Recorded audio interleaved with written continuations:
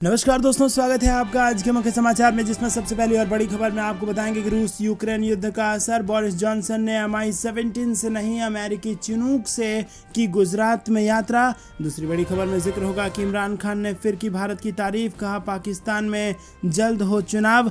तीसरी बड़ी खबर में आपको बताएंगे कि इमरान को हटाने की साजिश व्हाइट हाउस में नहीं बिलावल हाउस में रची गई। नवाज शरीफ से मुलाकात के बाद बोले बिलावल भुट्टो। और चौथी बड़ी खबर में जिक्र होगा कि ब्रिटिश प्रधानमंत्री जॉनसन और पीएम मोदी के बीच मुलाकात जारी। रूस यूक्रेन युद्ध के बीच अहम दौरा। और पांचवी बड़ी खबर में आपको बताएंगे कि आतंक पर करारा प्रहार, 2 सुसाइड अटैकर समेत 6 आतंकी ढेर, 1 जवान शहीद, 9 घायल। दोस्तों, हर एक खबर की गहराई में आपको ले जाएंगे, लेकिन उससे पहले अगर आपको भी देश की सेना और पीएम मोदी पर पूरा भरोसा है तो आप अभी इस वीडियो को लाइक कीजिए। चैनल पर नए हैं तो लाल बटन को दबा के चैनल को सब्सक्राइब कीजिए और घंटी बजाकर कमेंट में लिखिए जय हिंद। दोस्तों, रुक करते हैं सबसे पहली और बड़ी खबर की तरफ। रूस यूक्रेन युद्ध का असर। बोरिस जॉनसन ने MI-17 से नहीं अमेरिकी चिनूक से की गुजरात में यात्रा। जी हाँ दोस्तों, आपको बता दें कि ब्रिटिश पीएम बोरिस जॉनसन ने 2 दिवसीय भारत यात्रा पर उस समय रूस यूक्रेन युद्ध का असर देखने को मिला जब उन्होंने गुजरात में घूमने के लिए रूस के निर्मित हेलीकॉप्टर से किनारा कर लिया।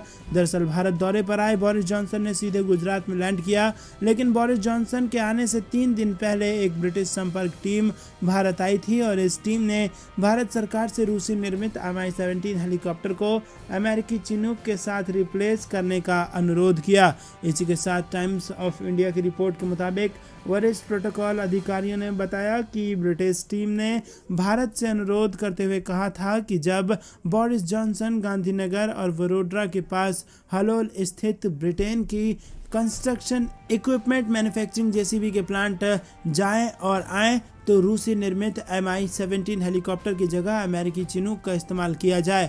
भारत सरकार ने उनके इस अनुरोध को स्वीकार कर लिया। अधिकारियों ने बताया कि सरकार ने 30 सीटर चिनूक को चंडीगढ़ से भारतीय वायुसेना के बेस से मंगाया और सचिवालय हेलीपैड से हलोल तक 20 मिनट की राइड के लिए बोरिस जॉनसन को ले जाने और लाने के लिए इस्तेमाल किया।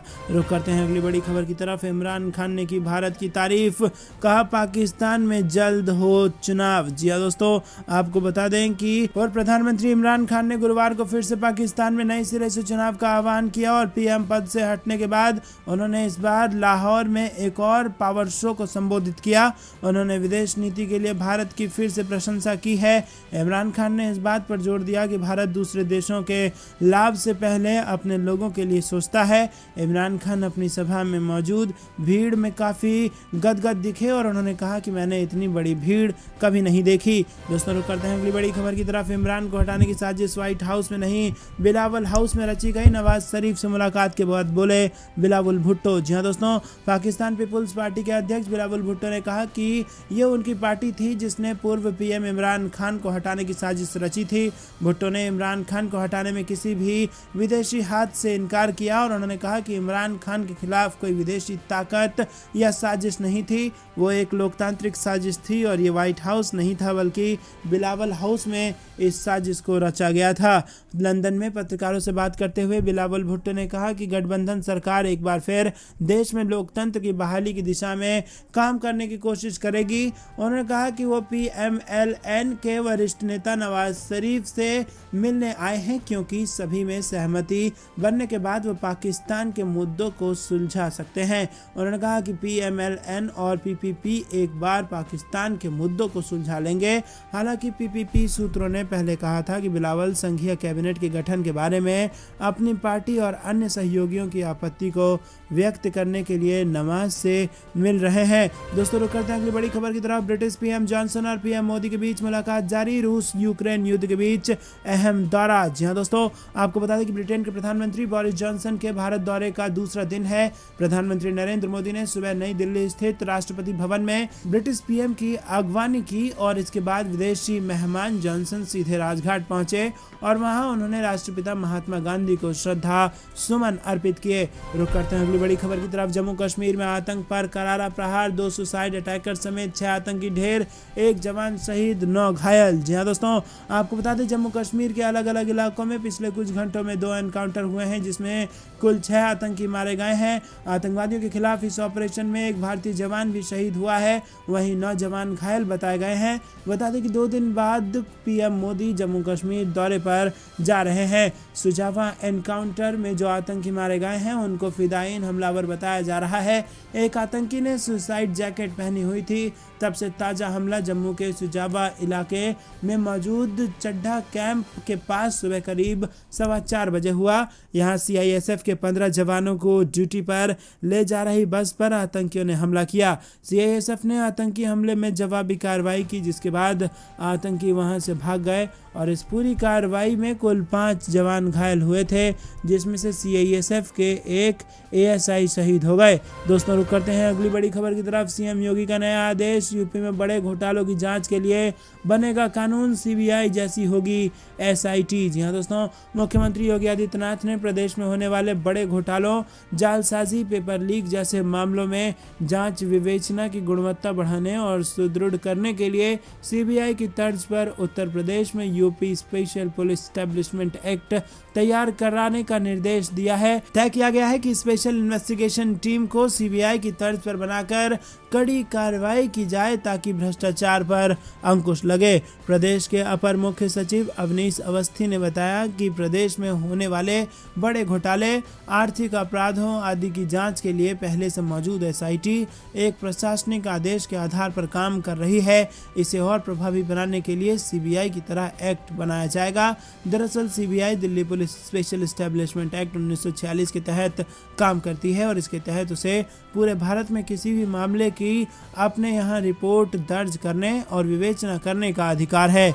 रुक करते हैं अगली बड़ी खबर की तरफ। जहांगीरपुरी के बाद शाहीन बाग और ओखला में भी चलेगा बुलडोजर, बनाई जा रही है इलाके की सूची। जी हाँ दोस्तों, जहांगीरपुरी इलाके के बाद दक्षिण दिल्ली के ओखला और शाहीन बाग इलाके में भी नगर निगम का बुलडोजर चलेगा। इसके लिए दक्षिण दिल्ली नगर निगम ने तैयारी कर ली है और कुछ ही दिनों में ये कार्रवाई हो सकती है और इसके लिए कार्रवाई का पूरा खाका तैयार किया जा रहा है। इन इलाकों की सूची तैयार की जा रही है जहां पर अवैध निर्माण और अतिक्रमण जहां से हटाना है और इस बाबत दक्षिण दिल्ली नगर निगम के सूत्रों की माने तो निगम अधिकारों को ओखला और शाहीन बाग समेत 6 से ज़्यादा इलाकों में रोहिंग्या और बांग्लादेशी घुसपैठियों की जानकारी मिली है। वहीं आपको बता दें कि सड़कों पर अतिक्रमण इन्होंने कर रखा है और इसके अलावा कबाड़ के काम की आड़ में असामाजिक गतिविधियों को अंजाम दिया जा रहा है। बताया जा रहा है कि अतिक्रमण के साथ साथ अवैध निर्माण और लूट और झपटमारी की जितनी घटनाएं हो रही हैं उनमें भी बांग्लादेशी घुसपैठियों और रोहिंग्याओं का हाथ होता है और निगम के अधिकारियों का कहना है कि कार्रवाई से न केवल अवैध और अतिक्रमण पर लगाम लगेगा बल्कि अपराध में भी कमी आ जाएगी। रुक करते हैं अगली बड़ी खबर की तरफ। अमित शाह की मौजूदगी में बिहार में टूटेगा पाकिस्तान का वर्ल्ड क्लास रिकॉर्ड, ये बीजेपी का है पूरा प्लान। जी हाँ दोस्तों, आपको बता दें कि बिहार में इस हफ्ते के अंत में केंद्रीय गृह मंत्री अमित शाह की मौजूदगी में आयोजित होने वाले समारोह में 75,000 से ज़्यादा लोग एक साथ तिरंगा लहराएंगे। भाजपा कार्यकर्ता पाकिस्तान का रिकॉर्ड तोड़ने की संभावनाओं से उत्साहित हैं। अमित शाह अमृत महोत्सव के तहत शनिवार को भोजपुर जिले के जगदीशपुर में 1857 के वीर कुंवर सिंह के विद्रोह की स्मृति में आयोजित एक समारोह में शामिल होंगे। केंद्रीय राज्य मंत्री नित्यानंद राय ने कहा कि हम ध्वजवाहकों की संख्या पर कोई सीमा नहीं लगा सकते, लेकिन ये 75,000 से कम नहीं होगा। अधिक लोगों का शामिल होना प्रसन्नता की बात होगी। उपस्थित लोगों की सुविधा सुनिश्चित करने के लिए पूरी व्यवस्था की जा रही है। रुक करते हैं अगली बड़ी खबर की तरफ। कोरोना ने पकड़ी रफ्तार। पिछले 24 घंटे में देश में 2451 नए मामले, 54 लोगों ने गंवाई इसमें अपनी जान। जी हाँ दोस्तों, कोरोना से लेकर ये फिर से बड़ी खबर आ रही है और केंद्रीय स्वास्थ्य मंत्रालय ने शुक्रवार को कहा कि देश में एक दिन में कोरोना वायरस संक्रमण के 2451 नए मामले सामने आने के बाद अब तक कोविड-19 से संक्रमित होने वाले लोगों की कुल संख्या बढ़कर 4,30,52,425 हो गई है और इसी तरह सक्रिय मामले भी बढ़कर 14,241 हो गए हैं। केंद्र सरकार के मुताबिक सुबह 8 बजे तक 24 घंटे में भारत में कोविड संक्रमण के कारण 54 और मरीजों ने दम तोड़ दिया और इसके बाद मृतक संख्या बढ़कर 5,22,116 हो गया है। रुक करते हैं अगली बड़ी मौसम विभाग से आ रही है। दिल्ली एनसीआर सहित इन राज्यों में बढ़ी गर्मी, कल से चलेगी लू। तमिलनाडु में भारी बारिश। जहां दोस्तों आपको बता दें राजधानी दिल्ली, हरियाणा, उत्तर प्रदेश, गुजरात और राजस्थान में दिन के समय भीषण गर्मी पड़ रही है। मौसम विभाग के मुताबिक दिल्ली में फिर लू की स्थिति बन रही है। राष्ट्रीय राजधानी में दिन के समय मौसम साफ रहेगा, लेकिन 18 अप्रैल से फिर 2 दिन लू से राहत नहीं मिलेगी।